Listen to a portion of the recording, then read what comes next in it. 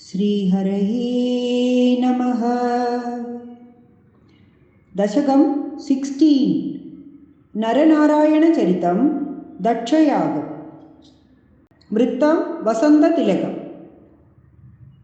दक्षो विरिञ्चतनयोऽथ मनोस्तनूजा लब्ध्वा प्रसूदिमिह षोडशचापकन्याः।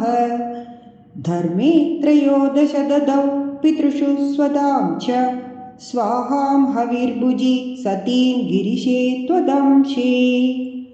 मूर्तिर्हि धर्मगृहिणी सुषुवे भवन्तं नारायणं नरसखं महितानुभावम्। यज्जन्मनि प्रमुदिता कृततूर्यघोषाः पुष्पोत्करान् प्रववृषुर्नुनुवु सुरौगाः। दैत्यं सहस्रकवचं कवचैपरीतं साहस्रवत्सरतपःसमराभिलभ्यैः पर्यायनिर्मिततपःसमरौ भवन्तौ शिष्टैककङ्कडममुं न्यहतां सलीलम्। अन्वाचरन्नुपदिशन्नभिमोक्षधर्मं त्वं भ्रातृमान् बदरिकाश्रममध्यवात्सीः। शक्रोत ते शमतपोबलनिस्सहात्मा दिव्याङ्गना परिवृतं प्रजिगायमारम्। कामो वसन्तमलयानिलबन्धुशाली कान्ताकटाक्षविशिखैर्विकसद्विलासैः विद्यन्मुहुर्मुहुरकम्बमुदीक्ष्य च त्वां भीतस्त्वयाथ जगदे मृदुहासभाजा। भीत्यालमङ्गज वसन्त सुराङ्कनावो मन्मानसं त्विह जुषध्वम् इति ब्रुवाणः। त्वं विस्मयेन परितस्तुवतामतैषां प्रादर्शय स्वपरिचारककातराक्षीः। सम्मोहनाय मिलिता मदनादयस्ते त्वद्दासिका परिमलै किल मोहमापुः। दत्तां त्वया च जगृहुस्त्रपयैव सर्वस्वर्वासि गर्वशमनीं पुनरुर्वशीं ताम्। दृष्ट्वोर्वशीं तव कथां च निशम्य शक्रः पर्याकुलो जनि भवन्महिमावमर्शाद्। एवं प्रशान्तरमणीयतरावतारात् त्वत्तोदिगो वरद कृष्णतनुस्त्वमेव। दक्षस्तु धातुरतिलालनया रजोऽन्तो नात्यादृतस्त्वयि च कष्टमशान्तिरासीद्। येन व्यरुन्धः स भवत्तनुमेव शर्वं यज्ञे च वैरपिशुने स्वसुतां व्यमानीत्। क्रुद्धे शमर्दितमकः स तु कृत्तशीर्षः देवप्रसादित हरादद लब्धजीवः। त्वत्पूरितक्रतुवर पुनरापशान्तिं सत्वं प्रशान्तिकर पाहि मरुत्पुरेश। गोपिका जीवनस्मरणं गोविन्द गोविन्द। नारायण अखिलगुरो भगवन्नमस्ते। श्रीहरये नमः। दशका 17 ध्रुवचरितं। वृत्तं वसन्ततिलकम्। उत्तानपाद नृपते मनुनन्दनस्य जाया बभूव सुरुचिर्नितरामभीष्टा। अन्या सुनीतिरिति भर्तुरनादृता सा त्वामेव नित्यमगदिः शरणं गदाभूत्। अङ्केऽपि तु सुरुचिपुत्रकमुत्तमं तं दृष्ट्वा ध्रुवः किल सुनीतिसुतोऽधिरोक्ष्यन्। आचिक्षिपे किल शिशुसुतरां सुरुच्या दुःसन्ध्यजा खलु भवद्विमुखैरसूया। त्वन्मोहिते पितरि पश्यति दारवश्ये दूरं दुरुक्तिनिहतः स गदो निजाम्बा। सापि स्वकर्मगतिः सन्तरणाय पुंसां त्वत्पादमेव शरणं शिशवे शशंस आकर्ण्यसोऽपि भवदर्चननिश्चितात्मा मानी निरेत्य नगरात् किल पञ्चवर्षः सन्दृष्टनारदनिवेदितमन्त्रमार्गः त्वामारराध तपसा मधुकाननान्दे ताते विषण्णहृदये नगरीं गतेन श्रीनारदेन परिसान्वितचित्तवृत्तौ बालस्त्वदर्पितमनाक्रमवर्धितेन निन्ये कठोरतपसा किल पञ्चमासान् तावत्तपोबलनिरुच्छ्वसिते दिगन्ते देवार्तितस्त्वमुदयत्करुणार्द्रचेताः त्वद्रूपचित्रसनिलीनमते पुरस्ताद् आविर्बभूवित विभो गरुडाधिरूढः त्वद्दर्शनप्रमदभारतरङ्कितं तं दृग्भ्यां निमग्नमिव रूपरसायने ते तुष्टूषमाणमवगम्य कपोलदेशे संस्पृष्टवानसि दरेण तदादरेण तावद्विबोधविमलं प्रणुवन्तमेनम् आभाषदांस्त्वमवगम्य तदीयभावम् राज्यं चिरं समनुभूय भजस्व भूयः सर्वोत्तरं ध्रुवपदविनिवृत्तिहीनम् इत्यूचुषि त्वयि गते नृपनन्दनोऽसौ आनन्दिदाखिलजनो नगरीमुपेतः रेमे चिरं भवदनुग्रहपूर्णकामः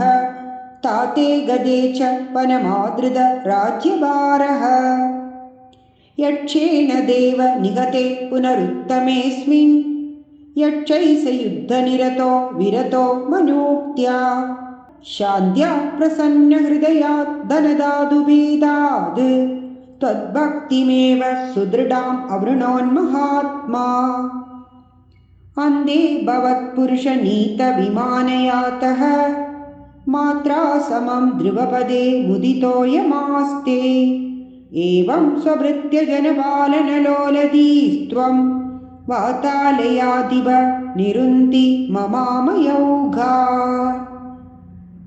गोपिका जीवनस्मरणं गोविन्द गोविन्द नारायण अखिलगुरो भगवन्नमस्ते श्रीहरये नमः। दशका 18 पृथुचक्रवर्ती चरितम् वृत्तं प्रहर्षिणी जातस्य द्रुवकुल एव तुङ्गकीर्तेः अङ्गस्य व्यजनिसुतः स वेननामा यद्दोषव्यतितमधिः स राजवर्यः त्वत्पादे निहितमना वनं गतोऽभूत् पापोऽपि क्षितितलपालनाय वेनः पौराद्यै उपनिहितः कठोरवीर्यः सर्वेभ्यो निजबलमेव सम्प्रशंसन् भूचक्रे तव यजनान्ययं न्यरौत्सीद् सम्प्राप्ते हितकथनाय तापसौखे मत्तोऽन्यो भुवनपतिर्न कश्चनेति त्वन्निन्दा वचनपरो मुनीश्वरैस्तैः शापाग्नौ शलभदशामनायिवेनः तन्नाशात् खलजनभीरुकैर्मुनीन्द्रैः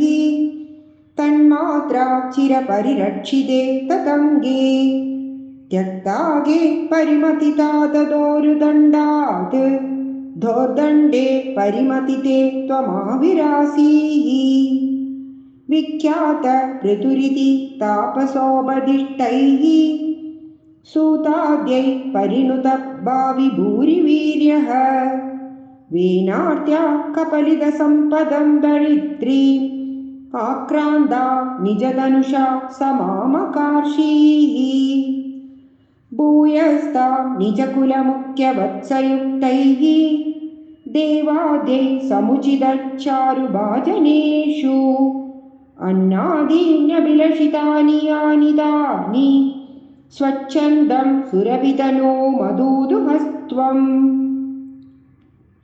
आत्मानं यजति मखैस्त्वयि त्रिधामन् आरब्धे शततमवाजिमेधयागे स्पर्धालु शतमग एत्यनीचवेषः कृत्वाश्वं तव तनयात् पराजितोऽभूत् देवेन्द्रं मुहुरिति वाजिनं हरन्तं वह्नौ तं मुनिवरमण्डले जुहूषौ वृन्दाने कमलभवे क्रतो समाप्तौ साक्षात् त्वं मधुरिपुम् ऐक्षता स्वयं स्वम् तद्दत्तं वरमुपलभ्य भक्तिमेकां गङ्गान्धे विहितपद कदापि देव सत्रस्तं मुनिनिवहं हितानिशंसन् ऐच्छिष्टा सनकमुखान् मुनीन् पुरस्ताद्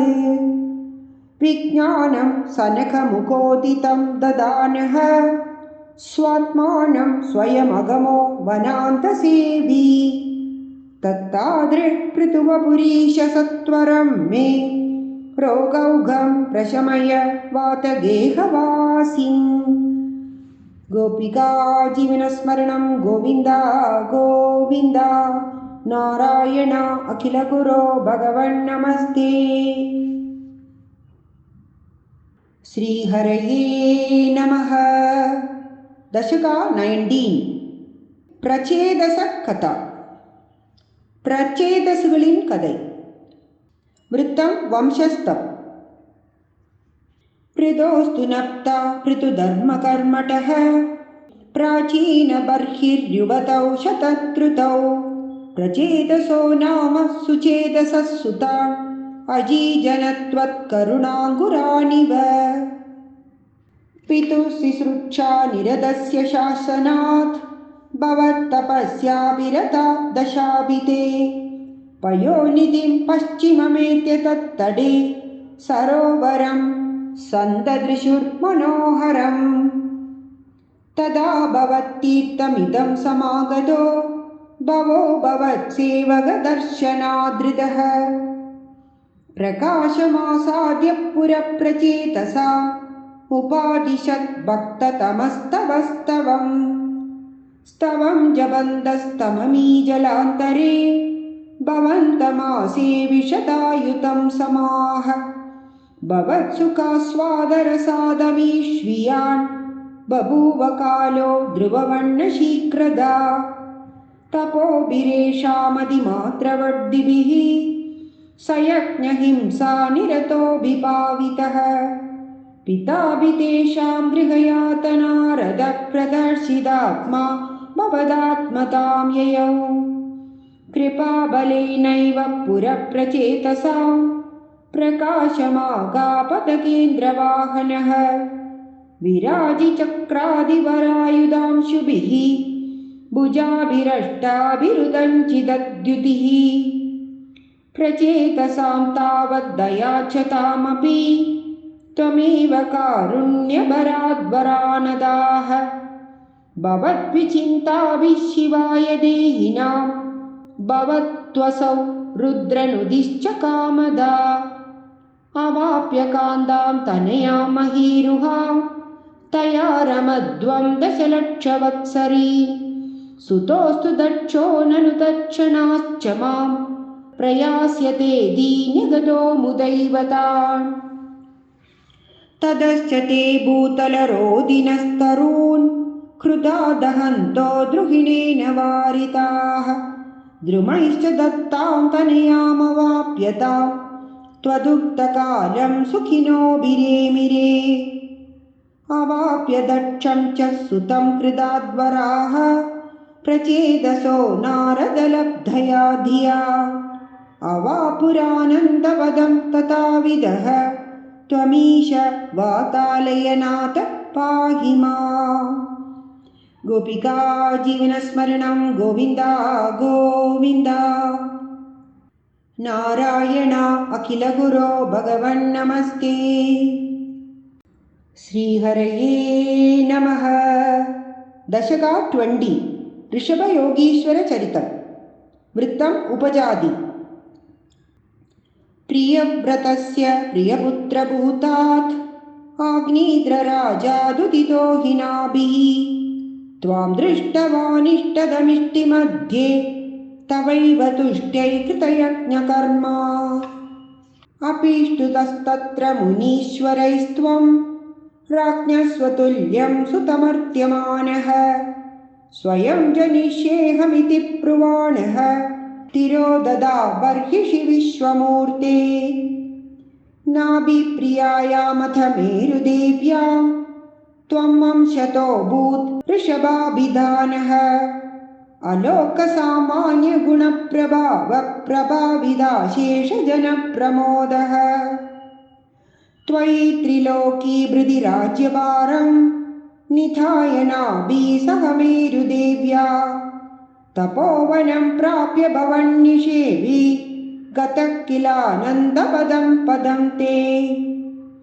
इन्द्रस्त्वदुत्कर्षकृदादमर्षात् ववर्षनास्मिन्न जनाभवर्षे यदा तदा त्वं निजयोगशक्त्या स्ववर्षमेनव्यददासु वर्षम् जितेन्द्रदत्तां कमनीं जयन्तीम् अदोद्वहन्नात्मरदाशयोभिः अजीजनस्तत्र शतं तनूजां येषां क्षितीशो भरतोऽग्रजन्मा न वा भवन् योगिवरा नवान्ये त्वपालयन् भारतवर्षकण्ठान् सैकात्वशीदिस्तव शेषपुत्राः तपोबलात् भूसुरभूयमीयुः उक्त्वा सुतेभ्योऽथ मुनीन्द्रमध्ये विरक्तिभक्त्यन्वितमुक्तिमार्गम् स्वयं गतः पारमहंस्यवृत्तिम् अधा